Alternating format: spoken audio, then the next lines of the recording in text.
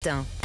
L'édito politique sur Europe 1 avec Le Figaro. Bonjour Alexis Brézet. Bonjour Dimitri, bonjour à tous. La commission mixte paritaire sur le projet de loi immigration se réunira donc lundi. Alexis, Emmanuel Macron compte sur l'esprit de compromis des parlementaires pour accoucher d'un texte qui serait donc voté avant Noël. Est-ce que ça vous paraît crédible ce calendrier, Alexis ? Franchement Dimitri, ça me semble bien mal engagé. Parce que pour parvenir à un compromis, il faut que les deux parties soient décidées, ou tout au moins disposées, à contracter. Et pour l'instant, ni les LR ni les macronistes, dont l'accord est indispensable, il n'y a pas d'autre majorité ni à droite ni à gauche, eh bien pour l'instant, ni les uns ni les autres ne semblent partager cet état d'esprit. Alors à côté LR, ça va de soi, ils sont chauffés à blanc, ils sont déchaînés. Après des mois d'abaissement et d'humiliation, ils viennent enfin de remporter une victoire politique contre le parti du président, et puis surtout contre Gérald Darmanin, l'ex-ami, le faux frère passé dans le camp d'en face, dont ils ont le sentiment qu'il s'est vraiment trop moqué d'eux. Donc, ils ne sont pas dévorés par l'envie de lui sauver la mise. Alors, bien sûr, ils ne veulent pas apparaître comme butés aux yeux de l'opinion. Mais enfin, maintenant qu'ils sont en position de force, ils ne voient pas du tout pourquoi ils céderaient un pouce de terrain. Pour eux, et d'ailleurs Bruno Le Maire dit la même chose, la loi immigration, c'est le texte du Sénat, tout le texte du Sénat, rien que le texte du Sénat. Et ça, c'est impossible à avaler pour les parlementaires macronistes, qui certes sentent bien qu'il va leur falloir faire des concessions, mais enfin qui n'entendent pas non plus passer sous le tapis. Il ne faut pas oublier qu'ils viennent de la gauche. Cette loi Darmanin, ils ne la sentent pas trop depuis le début. Ils ont le sentiment d'avoir déjà fait beaucoup d'efforts. Et maintenant, pour la sauver, ils n'ont aucune envie d'avaliser les mesures de la droite et du RN. Ils ont eu la défaite.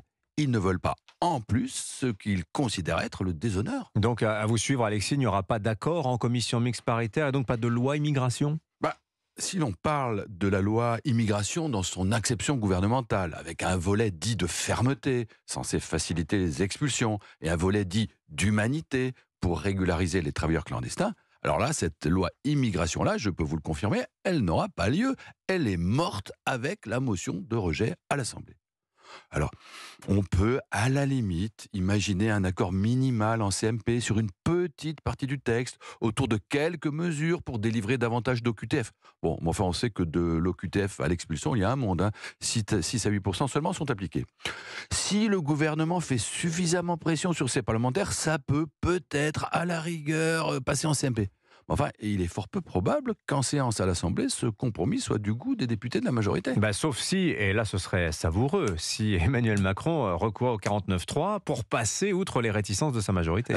Mais justement, il s'est interdit mardi soir, lors d'un dîner de la majorité à l'Élysée, de jouer cette carte-là.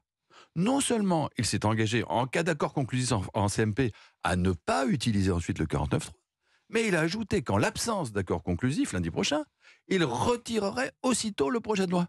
Bref, il s'est privé par avance de la seule arme qu'il avait encore entre les mains. C'est à se demander s'il croit encore dans le projet de loi de Darmanin, ou si son objectif n'est pas plutôt de mettre sur le dos de la droite la responsabilité d'un échec qu'il estime désormais inévitable, afin de passer au plus vite à autre chose. Après tout, il est vrai que la loi immigration, atteinte au dernier degré par le mal inguérissable du en même temps, est en grande souffrance depuis fort longtemps. Le moment est peut-être venu, puisque, paraît-il, le secourisme à l'envers est à la mode, de l'aider à mourir dans la dignité. L'édito politique sur Europe 1, merci Alexis Brézet. Secourisme à l'envers, vous faites allusion à l'avant-projet fin de vie que Le Figaro révèle ce matin, texte qui prévoit une exception d'euthanasie, avec donc cette étrange notion que vous venez d'évoquer, secourisme à l'envers. On en reparlera tout à l'heure à 8h45 dans la revue de presse d'Olivier Delagarde. Merci Alexis.